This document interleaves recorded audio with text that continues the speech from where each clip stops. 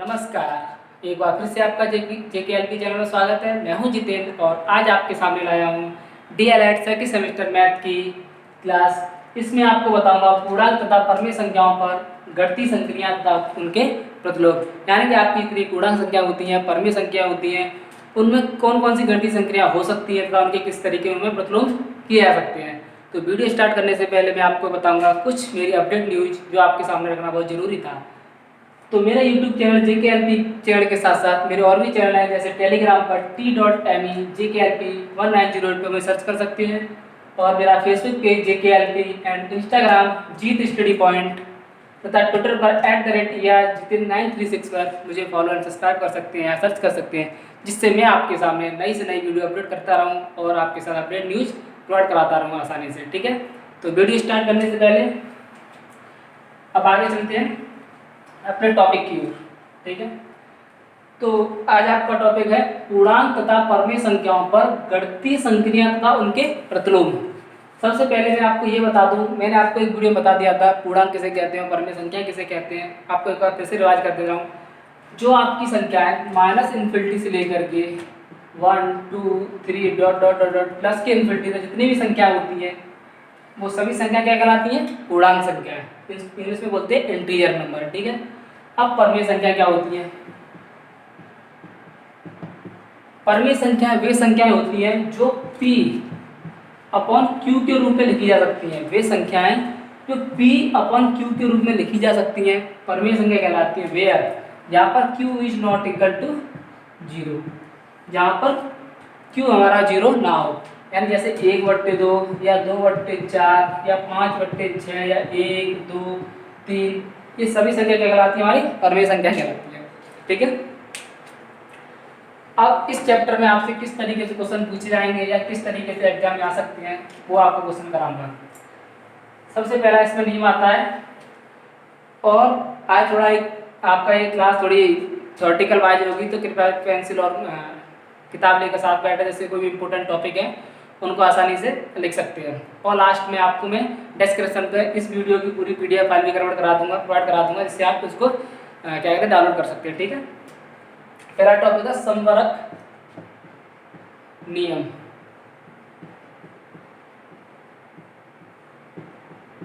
तो सबसे पहले मैं बता रहा हूँ योग के लिए। किसके लिए? योग के लिए।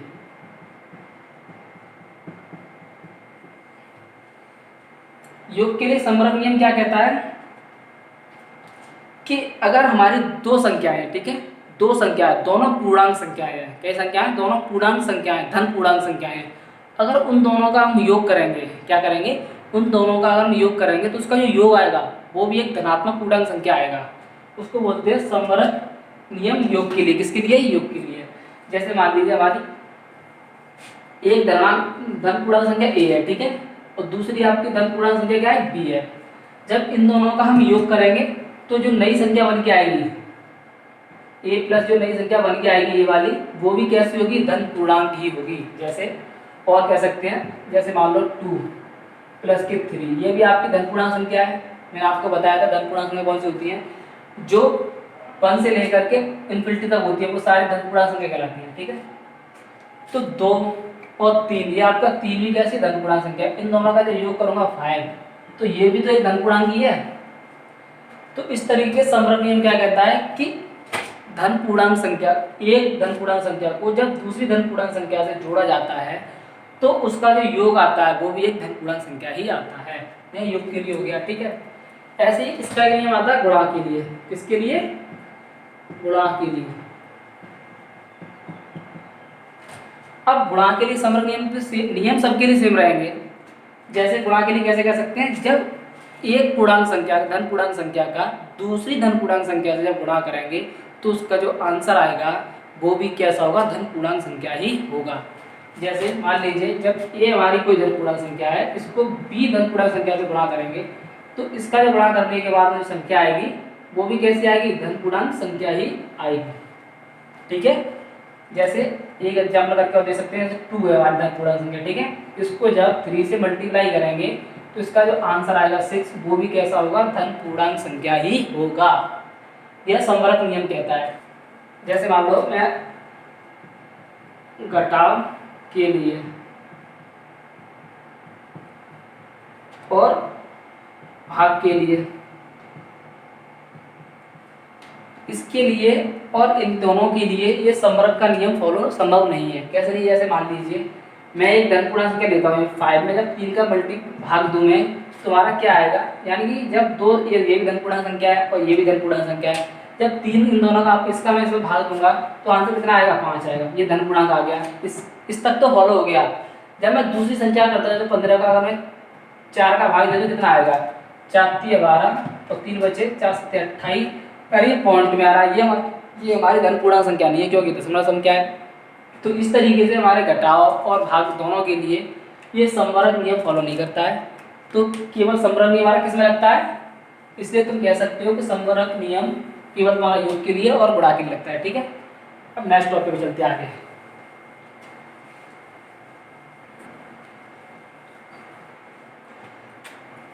दूसरा नियम आपका कौन सा है? क्रम विनिमय नियम। क्रम विनिमय नाम से पता चल रहा है, क्रम विनिमय यानी कि जो क्रम है उसको चेंज करना। क्या करना? चेंज करना, इधर से उधर करना। जैसे मान लीजिए इसका भी योग के लिए करते हैं। किसके लिए? योग के लिए। पहले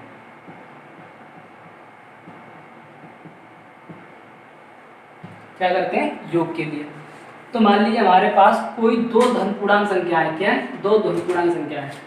जब इन दो धन पूर्णांक संख्याओं का योग और इनका क्रम विनिमय करने के बाद जो इनका योग किया जाता है तो बराबर आता है। क्या आता है? बराबर आता है। जैसे a प्लस के b बराबर के b प्लस के a, यानी कि यहाँ पे क्या है? a प्लस के b। यहाँ पे क्या कर दिया? इसका क्रम विनिमय कर दिया, यानी कि क्रम को चेंज कर दिया, आएगा पीछे कर दिया, पीछे का आगे कर दिया। तब जब इन दोनों का योग आएगा वो हमेशा बराबर आएगा। कैसे आएगा? जैसे मान लीजिए 2 रख दूँ, यहाँ पे 3 रख दूँ, यहाँ 3 रख दूँ, यहाँ पे 2 रख दूँ, तो यहाँ भी 5 आएगा और यहाँ भी 5 आएगा। तो इस तरीके से कह सकते हैं कि योग के लिए अगर कोई क्रम विनिमय नियम पूछे तो कर सकते हो, विद एग्जाम्पल से भी कर सकते हो। ठीक है, तो डेफिनेशन कैसे बनेगी? जब दो धन पूर्णांकों का योग तथा उनके क्रम विनिमय करने के बाद जो उसका योग आता है वो हमेशा बराबर आएगा। तो इसलिए कह सकते हैं योग का क्रम विनिमय नियम है। ठीक है, अब गुणा के लिए कैसे कर सकते हैं?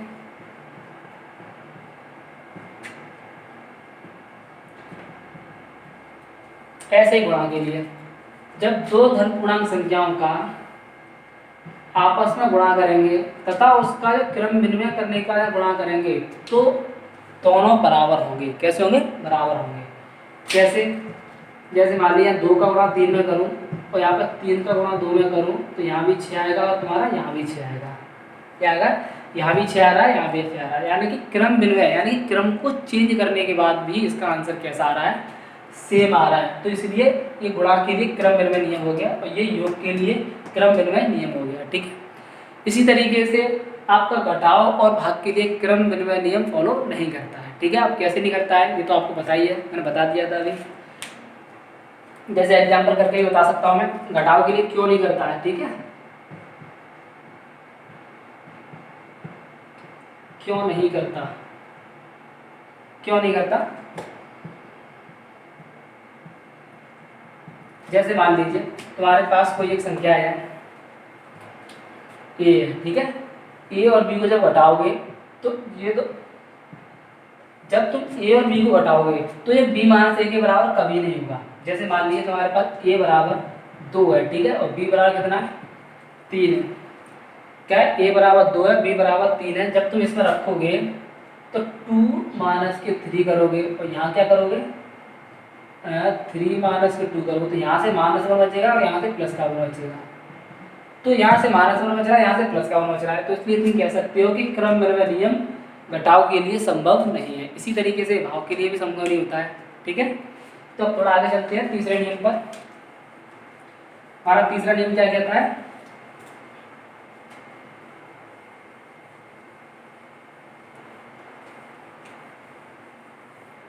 साहचर्य का नियम। किसका?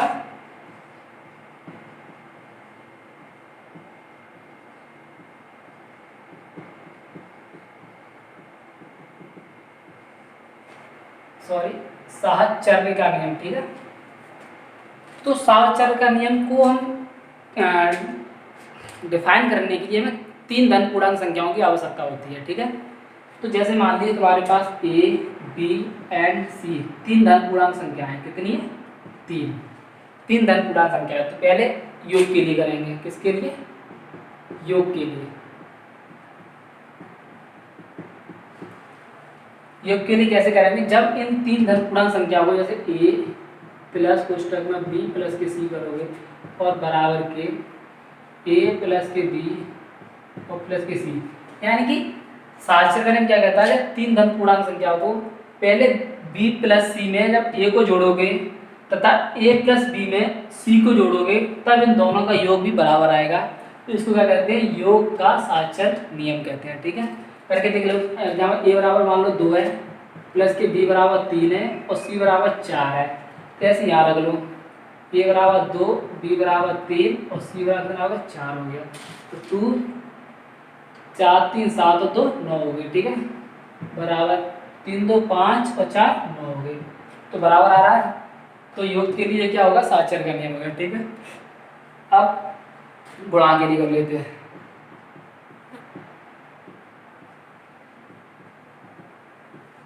गुणा के लिए साक्षर का नियम क्या कहता है कि जब इन 3 धन पूर्णांक संख्याओं को पहले a यानी कि a का गुणा b करोगे, उसके बाद उसमें c का गुणा करोगे तथा b गुणा c करोगे, उसके बाद उसमें a का गुणा करोगे, तो दोनों का योग कैसा आएगा? उनका गुणा करने कैसा आएगा? बराबर आएगा। जैसे मान लीजिए a गुणा b है। ठीक है, पहले तो a का गुणा b से कर रहे हो, फिर इसका पूरे का c से कर रहे हो। कैसे? यहाँ पे क्या है? पहले b का गुणा c से कर रहे हो, फिर इन दोनों का पूरे गुणा a का कर रहे हो। तो इन दोनों का जो योग गुणा करके जो आंसर आएगा वो क्या होगा? बराबर आएगा। ठीक है, जैसे कैसे? इसमें मानो 2 × 3 है तुम्हारे पास, इसका 4 है। तो यहाँ कितना? 2 × 3 × 4 है। तो 2 3 दूनी 6, 6 4 24, 24 आ गया। यहाँ पे देखो 4 3 12 दूनी 24। तो ये तुम कह सकते हो ये गुणा के लिए साक्षर का नियम है कि 3 जब धन पूर्णांक संख्याओं को आपस में गुणा किया जाता है तो उनका जो योग यानी कि गुणा करने के बाद जो आंसर आता है बराबर आता है दोनों तरीके से। ठीक है, अब इसमें आपका नेक्स्ट नियम है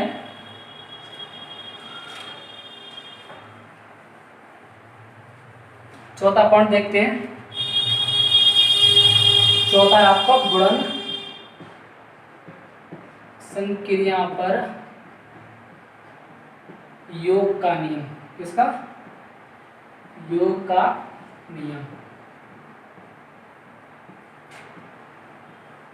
गुणन संक्रिया पर योग का नियम किस तरीके से करते हैं? मान लीजिए तुम्हारे पास 3 धन पूर्णांक संख्या है a b c। ठीक है, कितनी? ये 3 धन पूर्णांक संख्या है। ठीक है, तो इसमें क्या देखो गुणन भी आ रहा है और योग भी आ रहा है। इसका तीसरा नाम और होता है बटन का नियम। किसका? बटन का नियम या वितरण नियम भी बोल सकते हैं इसको। क्या बोल सकते हैं? वितरण नियम। तो गुणन संक्रिया पर योग का नियम, इसमें गुणा भी होगा और आपका योग भी होगा। तो आपके पास ये किसके नाम? बटन का नियम भी है और एक वितरण नियम भी है। और कौन सा नियम नाम है इसका? वितरण नियम। तो आपसे ऐसे कुछ क्वेश्चन पूछ सकता है कि आपको 3 यानी कि संख्या दे देगा और वो बोलेगा कि इसको वितरण नियम से सॉल्व कीजिए या बटन के नियम से सॉल्व कीजिए, या तो कह सकता है गुणन संक्रिया पर योग के नियम से सॉल्व कीजिए। तो तुम कर सकते हो इस तरीके से। कैसे? जैसे मान लीजिए ए आपका, ठीक है, ये इसमें और बी प्लस सी, यानी कि बी और सी को जोड़ करके इसमें ए का गुणा करना। क्या करना? तो इसको क्या करता है? ये ए का गुणा करना पहले बी में, तो ए × बी, फिर प्लस का चिन्ह है, प्लस लगा दिया। अब ए का गुणा करना है कितने? सी में, तो क्या आ जाएगा? ए × सी। तो ये जो आपका नियम है ये कहलाता है बटन का नियम या वितरण नियम। अब ये आपसे क्वेश्चन किस तरीके से पूछ सकता है इसमें मैं बता दे रहा हूँ। जैसे आपके पास एक क्वेश्चन है, क्वेश्चन पूछेगा, उसमें संख्या है 10 8 और 12। 10 8 12 तीन संख्याओं को बटन के नियम से सॉल्व कीजिए।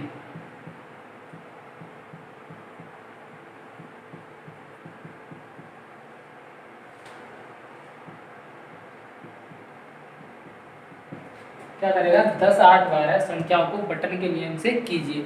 तो तुम्हें कैसे करना है? ये आपका मान लीजिए ए हो गया, ये बी हो गया, ये क्या होगा? सी हो गया। तो इसमें रखो, ठीक है। 10 गुणा b प्लस के c, तो दोनों संख्याओं को पीछे वालों की जोड़ दो। ये कर दिया। ये करने के बाद आपको क्या करना है कि 10 का मल्टीप्लाई पहले 8 में करना है, तो 10 इंटू 8, ठीक है। फिर प्लस है, ये वाला प्लस लगा दिया। फिर इस 10 का मल्टीप्लाई 12 में करना है, तो 10 इंटू 12, कितना 10 इंटू 12। इसका जब करोगे तो 80 हो गया, इसका इसमें करोगे तो 120 हो गया, जोड़ कितना हो गया 200 आंसर आ गया। इस तरीके से इस टाइप के क्वेश्चन को तुम कर सकते हो, ठीक है। अगर एग्जाम में पूछ जाए तो आप थोड़ा आगे चलते हैं।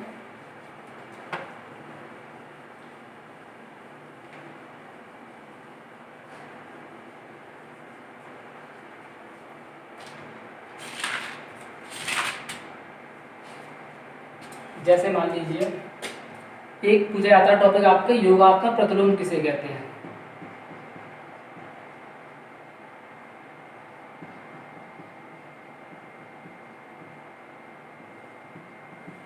आपको डेफिनेशन से ज़्यादा एग्जाम में नहीं पूछी जाती है, बस इसका क्या कॉन्सेप्ट लगता है इस योगात्मक प्रतिलोम वो आपको ध्यान रखना चाहिए, उसकी अकॉर्डिंग आप डेफिनेशन इसकी बना सकते हो। तो योगात्मक, योगात्मक मतलब क्या होगा, योग करके, प्रतिलोम क्या होता है उल्टा। तो इसका मतलब क्या होता है कि जैसे मान लीजिए तुम्हारे पास कोई एक संख्या दी है, मान लीजिए 2 कोई संख्या दी है, ठीक है। तो इसका योगात्मक प्रतिलोम कितना है, कितना होगा, तो यानी कि जो संख्या आपको दी है उसका वही संख्या होगी, लेकिन उसमें चिन्ह कैसा होगा, विपरीत होगा।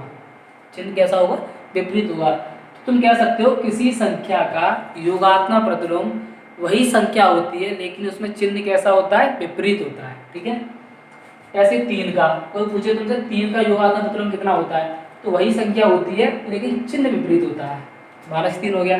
ऐसे तुमसे कोई पूछे कि -4 का योगात्मक प्रतिलोम बताओ, -4 का योगात्मक प्रतिलोम बताओ, तो योगात्मक प्रतिलोम भी वही संख्या होती है लेकिन चिन्ह कैसा होता है, विपरीत होता है। यहाँ पे माइनस का, तो यहाँ किसका होगा, प्लस का होगा, ठीक है।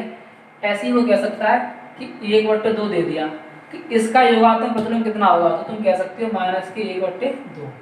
ऐसे ही -1/3 दे दिया है तो इसका कितना होगा, +1/2।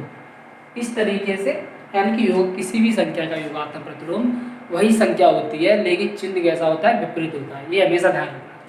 तो अगर ये भी भूल जाओ तो तुम्हारे एक कॉन्सेप्ट और है कि योगात्मक संख्याओं का योग होता है। जैसे इन दोनों संख्याओं का योग हमेशा कितना आएगा, 0 आएगा। अगर तुम संख्या भूल जाओ कि कौन संख्या होगी तो योगात्मक तुम्हें ये ध्यान रख सकते हो कि इन संख्याओं का, इन दोनों संख्याओं का योग हमेशा 0 आएगा। देखो यहाँ भी योग 0 आ रहा है, यहाँ भी योग 0 आ रहा है, यहाँ भी योग 0 आ रहा है, यहाँ भी 0 आ रहा है, यहाँ भी 0 आ रहा है, ठीक है। तो योगात्मक प्रतिलोम दोनों संख्याओं का, इन दोनों संख्याओं का योग हमेशा 0 होता है। ये आपका 1 नंबर का ऑब्जेक्टिव टाइप में डीएलएड में पूछा जा सकता है और कई बार पूछा भी गया है, ठीक है। इसमें एक तरीके का सवाल और है जो आपसे पूछ लिया जाता है, जैसे गुणात्मक प्रतिलोम।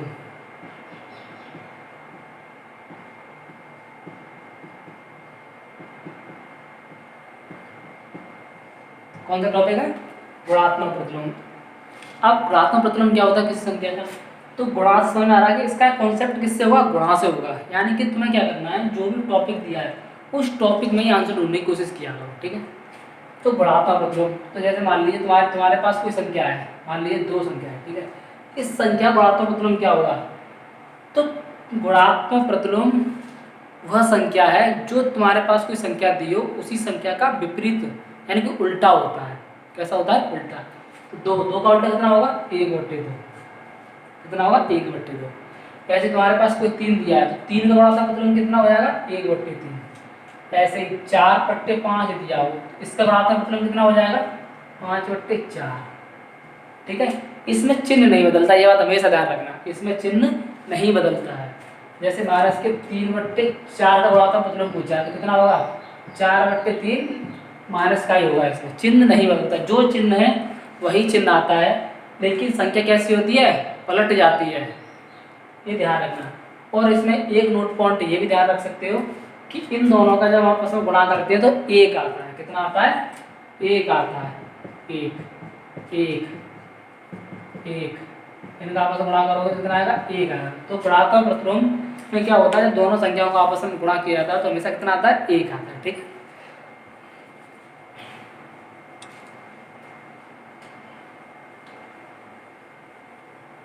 अब इसमें दो नोट पॉइंट है, वो लिख लीजिए।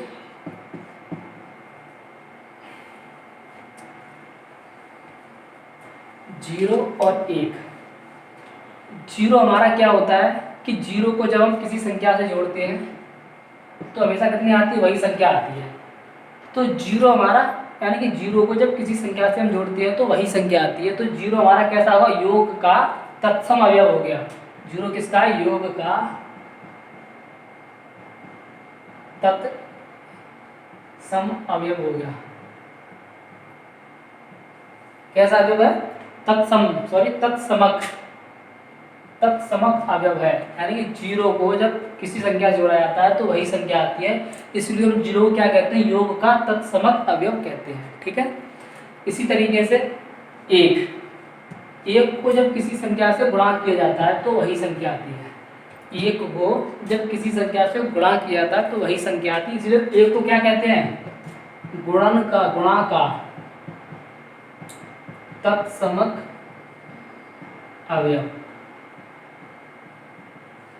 तत्समक अवयव कहते हैं।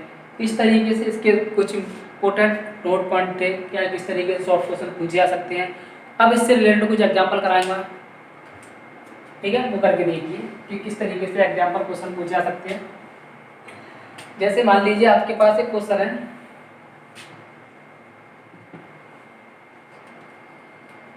क्वेश्चन लिखिए 487 इंटू 1008, इसको किसे वितरण नियम से हल करना है, किससे,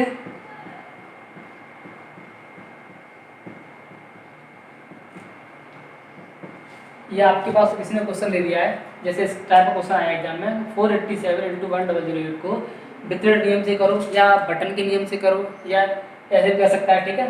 तो सबसे पहले इसको हम क्या ले सकते हैं, वितरण नियम हमारा क्या कहलाता है कि 487 इंटू ये पीछे वाली संख्या से क्या लिखूँ, जोड़ बना दो, ठीक है, प्लस के 8, यानी कि हमारा वितरण नियम क्या कहलाता है, ए इंटू कोष्टक में बी प्लस के सी बराबर इसका क्या हो जाता है, ए इंटू बी प्लस के ए इंटू सी, ये तो हो जाता है। तो ऐसे इसका मैंने किया है, इसको मैंने ए मान लिया है। अब जो यहाँ पे ये रखा है वो हमारा किसका रखा है, बी प्लस सी का योग रखा है। क्या रखा है यहाँ पे, बी प्लस सी का योग रखा है। तो इसी तरीके से मैंने क्या किया, इसको बी वाला निकाल दिया है, सी वाला निकाल दिया, ए हमारा ये हो गया। तो ये वितरण नियम हो गया। अब इसको सॉल्व करते आगे, ठीक है। 487 का इसमें गुणा करो, फिर 487 इसमें करो, तो 487 इंटू 1000 प्लस के 487 इंटू 8, इसका ऐसे मल्टीप्लाई करोगे कितना आएगा, 487 100, जब इसका ऐसे मल्टीप्लाई करोगे कितना आएगा, 6 9 36, ठीक है, सॉरी 38, ठीक है। कितना आ गया, इतना आया। अब इन दोनों का आपस में जोड़ लो, कितना आएगा, 6 9 8 0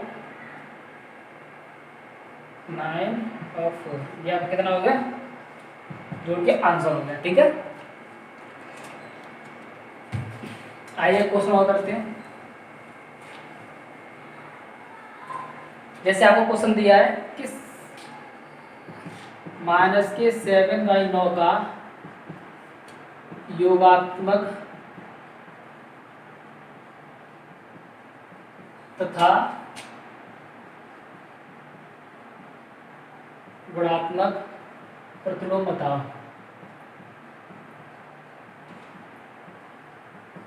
क्या पूछा है, -7/9 का योगात्मक तथा गुणात्मक प्रतिलोम बताओ। ठीक है।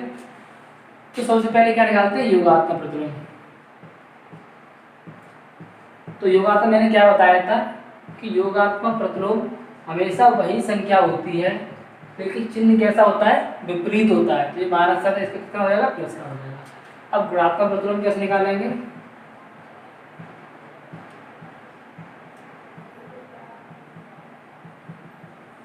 अब गुणात्मक प्रतिलोम मैंने क्या बताया था, गुणात्मक प्रतिलोम में क्या होता है कि वही संख्या, यानी कि संख्या क्या होती है, इसमें पलट जाती है, विपरीत हो जाती है। 7/9 का 9/7 हो जाएगा, लेकिन चिन्ह क्या होगा, वही रहेगा। ठीक है, चिन्ह कैसा रहेगा, वही रहेगा। तो इसी तरीके से इस चैप्टर में स्टैटिक क्वेश्चन आपके पूछे जाएंगे और कुछ एग्जाम्पल है जो मैंने अभी आपको प्रोवाइड करा दूंगा, तो आप आराम से बैठे घर पे कर सकते हो, जो आपकी स्क्रीन पर ही है, एक बार देख सकते हैं अगर और नोट डाउन कर सकते हो।